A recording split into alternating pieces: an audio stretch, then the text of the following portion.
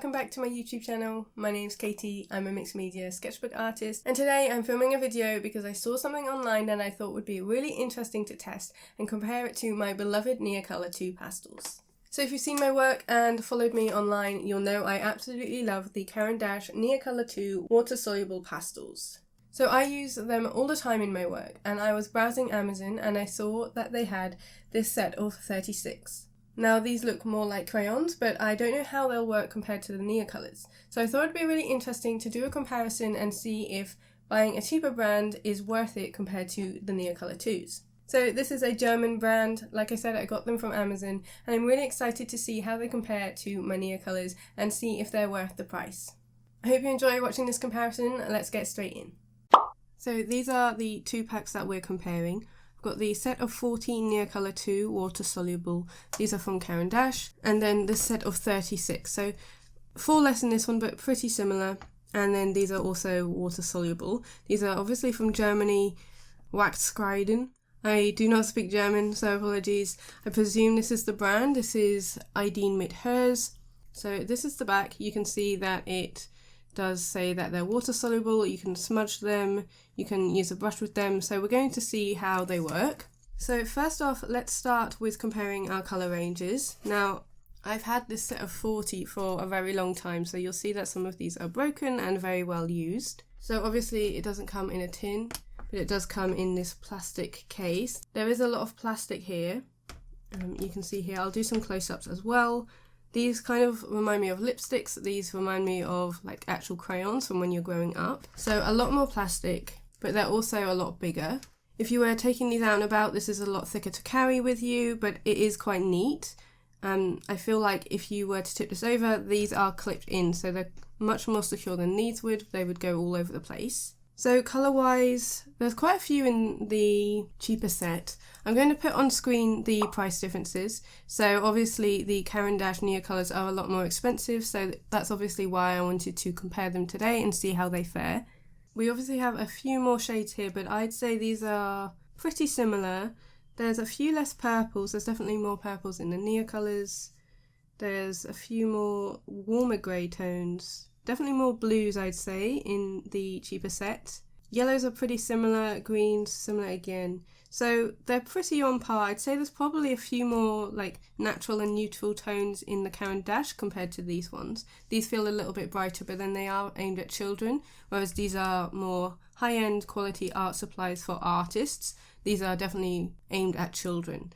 And obviously as artists we can use whatever we want to create, it doesn't matter, but I would say I don't know on the light fastedness of these. Obviously higher end artist quality materials will be more likely to be light fast. So I believe Caran d'Ache are, and I'm pretty certain these wouldn't be just because of the price point. But like I say, I haven't tested. So let's get on with swatching. I'm going to swatch all of these. I'm not going to swatch the Caran d'Ache, but I will do a few comparisons so you can see how they lay down and we can try them with water. So we'll put them side by side, but I'm only going to be swatching this new set, and I'll be doing that in my Royal Talons Art Creation sketchbook. So like I said, these are more of like a lipstick shape. They come with a plastic sheath that goes on, so there is a huge amount of plastic here, whereas there's none on the Caran d'Ache Neocolors. So obviously with the patterns and things it's clearly aimed at children, but let's see how long these actually are in the plastic casing. So there's quite a good amount in there, not the full length of the tube and certainly not as long as the Neocolors. So if I compare them here, you can see you're getting probably half, maybe even a bit less than half there in terms of the amount of crayon that you're getting, so that's a factor in the price. Obviously you're getting more for these for your money, but you're also paying more as well. So I'm going to do a swatching session, but first I want to see what the consistency is like. I'm so used to using the Neocolors and I don't know what these will be like. They do feel softer. Oh, okay, they're really, really soft. I barely have to touch down on there to get that colour down. So I'm going to put you on the time lapse to swatch all of these and then I'll come back with my thoughts.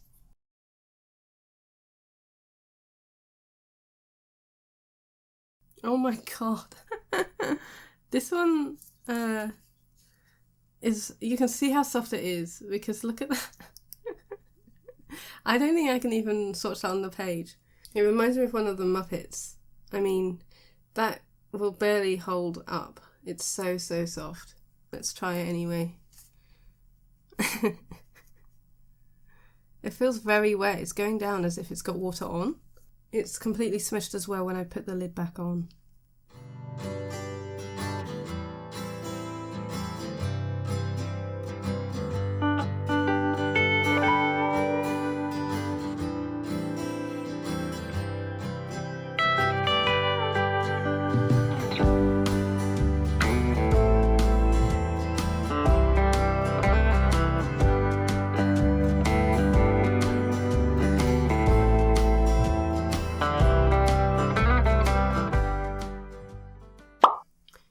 So those were really soft, a lot softer than I expected. Obviously you saw that blue one, that was extremely soft and I'm pretty sure that's unusable. It was interesting to see the colour differences, so I would say some of them are accurate but some of them definitely aren't. So for example, this pink is actually this sort of muted rosy pink down here, but if you compare it to the casing, it's definitely not as vibrant. And there was a few where it was definitely lighter coming out than it did look on the packaging. So I would say they're definitely a lot softer. They feel very smudgy. They actually feel more like oil pastels when they're going down. If you've ever tried Sennelier oil pastels and you know that you barely have to touch them to the page, it feels more like that. But obviously these are water soluble, so I'm excited to try that because oil pastels obviously aren't. So compared to the Neocolors so far, very different, not at all how I imagined. And you can also see that it does put down a lot of material. So similar to when you're using crayons, there might be little bits of wax coming off. I don't really notice this with the Neocolors, but you can see here where it has started to come up. And that means that I'm pretty certain these are going to smudge a lot. So let's do some comparisons with some Neocolor colours. So I will pick maybe the olive. So this is one that's obviously broken from a lot of use, but if I put that down, it feels, I can get a really sharp line, which is good. I can be really accurate with it, and I have to press quite hard. If I press light, you can see the difference there. So I can get different tone variation with the Neocolors, whereas with these cheaper crayons, I can still be quite precise with my lines. I'm not pressing that hard because I don't need to, but there's a lot of pigment there. And then if I press light, there's not a huge difference.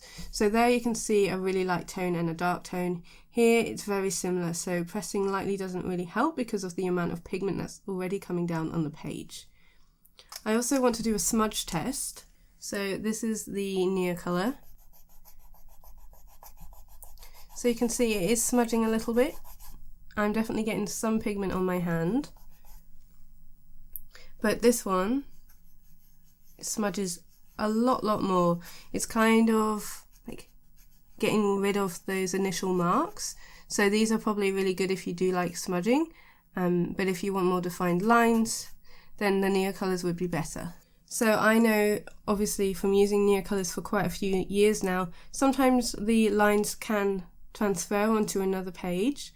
And so that's why I usually use scraps bits of paper in between my pages. But I can already tell that if I put a piece of paper on top, this will definitely transfer without much pressure on the other side.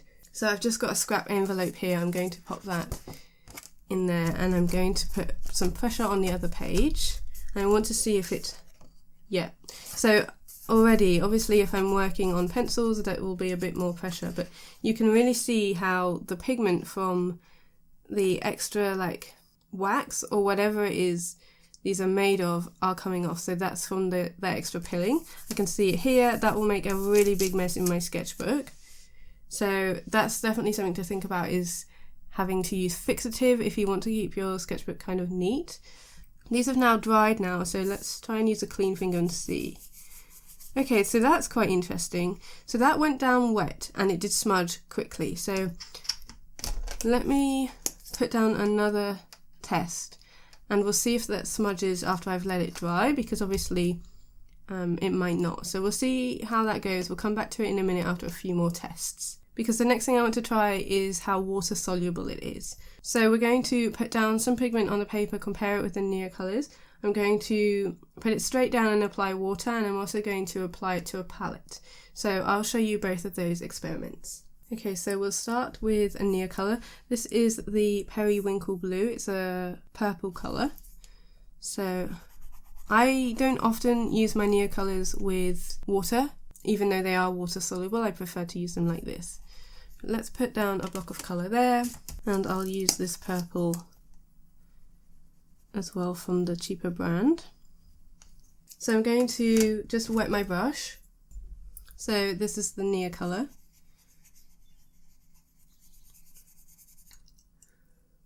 So I find that dissolves really nicely with the water. It's a very even sort of distribution. Let's try it with this brand. Okay, so it does pick up a lot of the pigment still, but you can still see the marks that I put down. I'd say there were similar times that I left it, and I can still really see the marks there. Let's put some plain water down on the page, and I'm going to pick a red, and this is the Neocolor. You can see there where it's sort of activating with the water, and then this brand. So it's not like soaking in as much, there's not as much bleed. It doesn't feel like it's affected by the water as much when it's just being used with a line. So I'll do a close-up of that as well.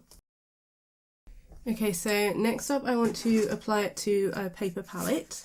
So I've got my palette here. This is an old one, so it's got some paint on. So this time let's use a blue. So this is a Neocolor. I'm just putting it down onto this palette. This is a De La Rowney palette. I'll link it down below. I really like using paper palettes because I can just tear them off. So I put down quite a lot of pigment there for the Neocolor. And I'll pick one of these as well.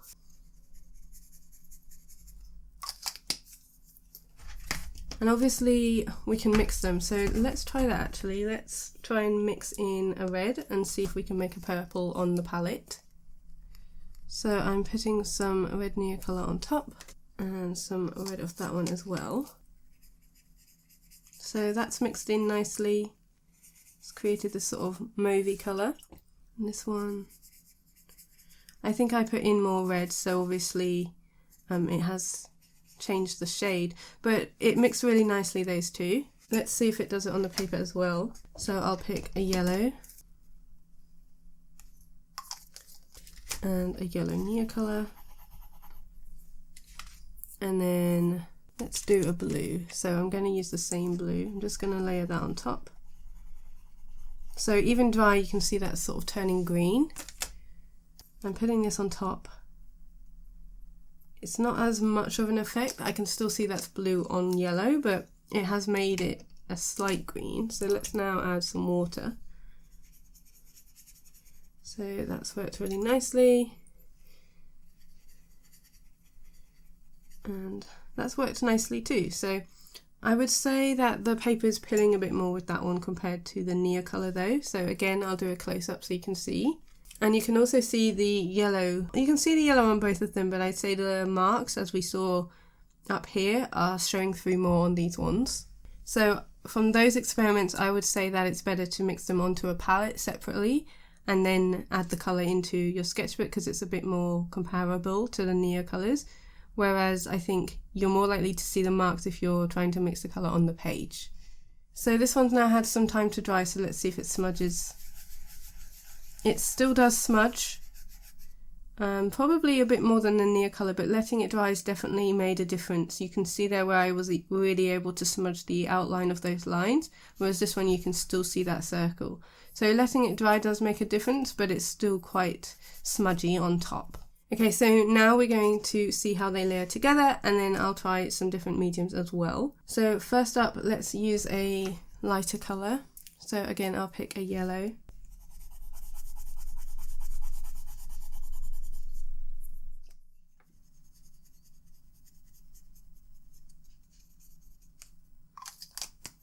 And then I'll do a darker colour as well.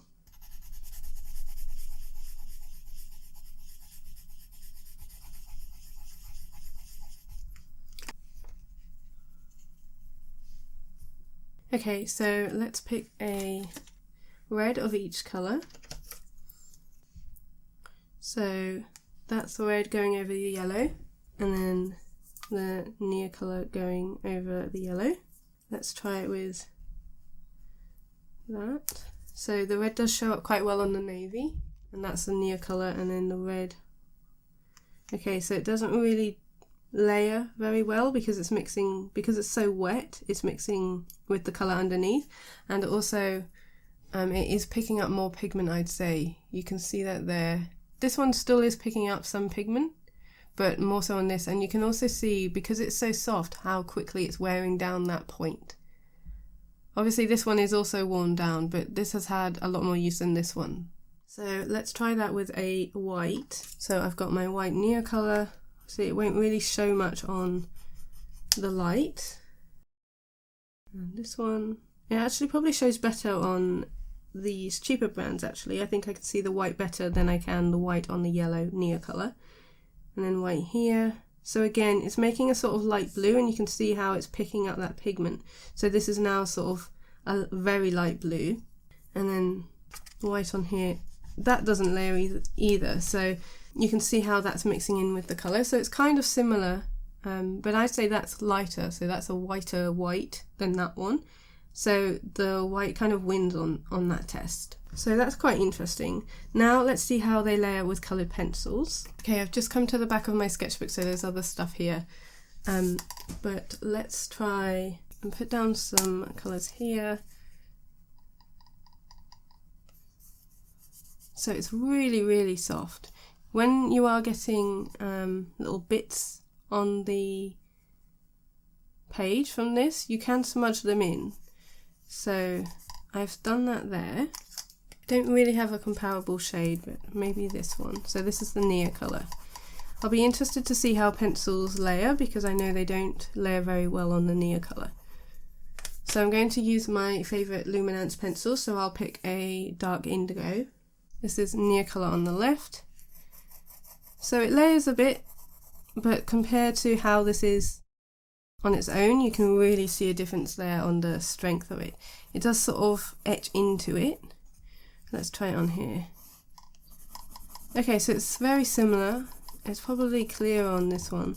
Again, you can see how it's really diluted that colour from the coloured pencils. So that's quite interesting. I'd say that there's a sharper line with this one, whereas this one is not as even as I'm going through the colour. On their own, I really like the texture that these cheaper ones are making. So like here, you'd have to add a bit of water to really like blend that colour, whereas I haven't had to there. So let's do a blending test down here actually. I'm going to pick a yellow again and a red. So this is Neocolors. So I'll start with the yellow and then the red underneath, and then I'm going to take that yellow and see if I can blend it back up.